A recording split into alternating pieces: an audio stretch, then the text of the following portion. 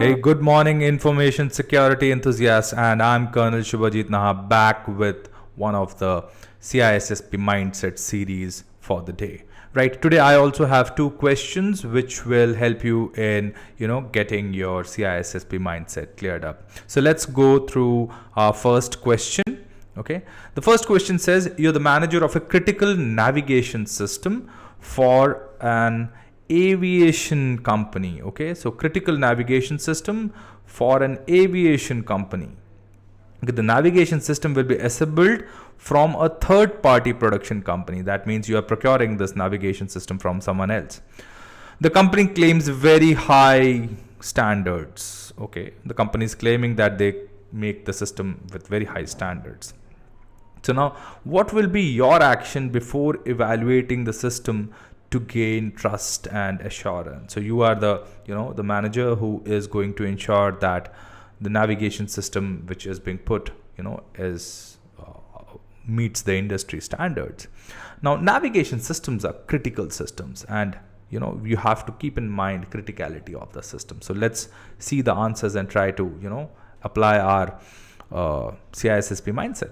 So first is conduct an on-site review of their manufacturing process. Well, you might do that, but what will you gain out of it, right? You might see their processes are good, but can you gain trust and assurance by looking at the manufacturing process? Yes, you might see that they are doing it pretty well. But the main thing is you want to gain trust and assurance on the navigation system which you are going to incorporate into one of your aircrafts. Okay, right? So I somehow feel that this solution may be part of the overall process, but that will not give me trust and assurance, right?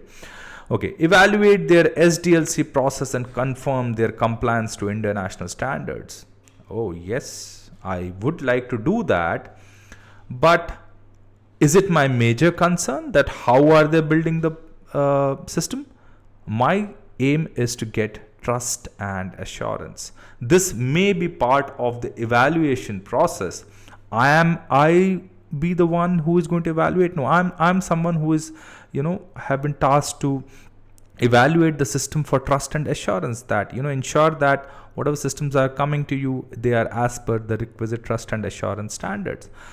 So this might be a suitable answer if I am an evaluator, right? Could be, right? But will I do that right now? Let's see. Okay, ensure security by design principles are followed in their organization. Well, I am a third party evaluator, and for their organizational processes I may not be responsible, but for product I need to ensure that they have the best practices and they have the secure design principles. So yes, this is one of the factors. Great. The last option says evaluate their EAL. So what is EAL? Equipment Assurance Level certification for the system being evaluated. Now this is something unique.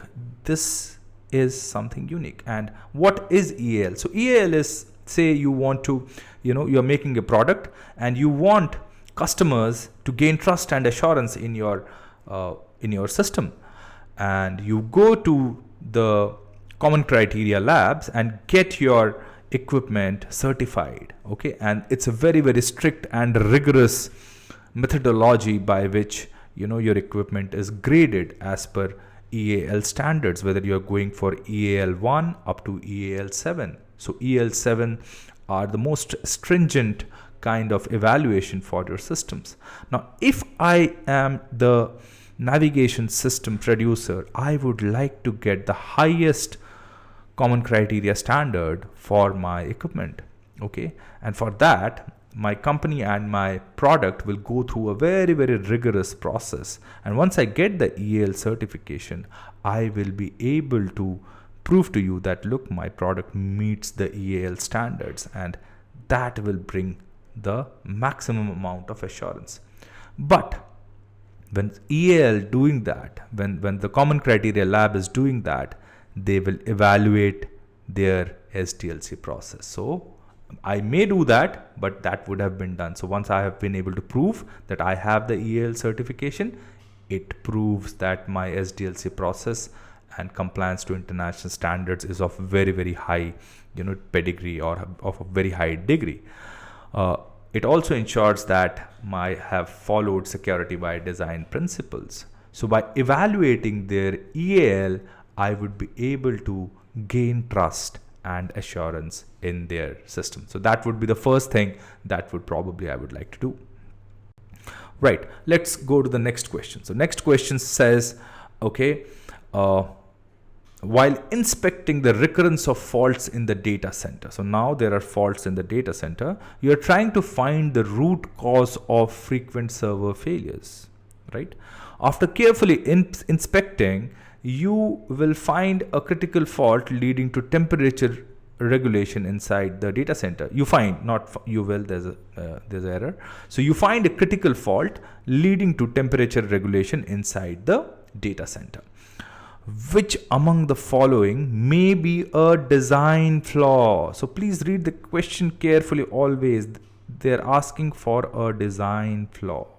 That means you have to find a flaw in the design, right? Okay, so the cool air vents may be choking due to dust accumulation. That's very common with air conditioning, with HVAC systems. It's a very, very common. Your home air conditioner also accumulate dust. Is it a design flaw? No, it's an operational cause, because if there is dust in the room, it will get filtered, right? So it's not a design flaw. Okay, right? So this answer is taken out. The hot air vents located on the floor are blocked by server racks. Okay, where are the hot air vents located? On the floor, and are blocked by server racks. So I don't know whether hot air vents are located on the server floor, on the floor. Okay, I'm not a HVAC specialist, but then we will find out the answer, right? So there's a question mark here. The temperature is maintained between 18 to 23 degrees Celsius. Okay, generally data center temperatures are maintained between 18 to 23 degrees Celsius. So that will not be a design flaw. So this is not the right answer. Static charge discharge being maintained using anti-static mats connected to earthing discharge systems. So that means most of the server rooms and data centers have anti-static matting to prevent from any kind of static charge buildup. So once static charge buildup, it can cause loss of life, and it also can cause damage to equipment. So generally, wherever there are server rooms and data centers, you have anti-static mats which are connected to the electrical discharge systems, so that even if there is a static charge buildup, you will not get affected, your equipment will not get affected. That means this is not a design flaw. So this answer is also ruled out. So we are only left with one answer, B, and the hot air vents located on the floor are blocked by server racks. Though I know the answer because I've made the question. Hot air goes where? So when whenever you heat air, it becomes lighter and it goes up. So hot air always goes up, and that's why if you would have seen that your air conditioning systems are never mounted on the floor, they are always mounted on the top. As you can see on my back side, there's a air conditioning system. It's on the top of the room. Why? Because the hot air will go up and will get sucked by the hot air vents, and the cool air vent is pointing downwards. So always remember, hot air vents are located on top for sucking the hot air up, right? So that means this is the right answer. Okay, so that's all for our CISSP mindset of the day series. Okay, and do check us out. We will keep having such interesting concepts coming up for your CISSP exams. Follow us. If you like our channel, please subscribe to it. Take care, bye bye, and Jai Hind.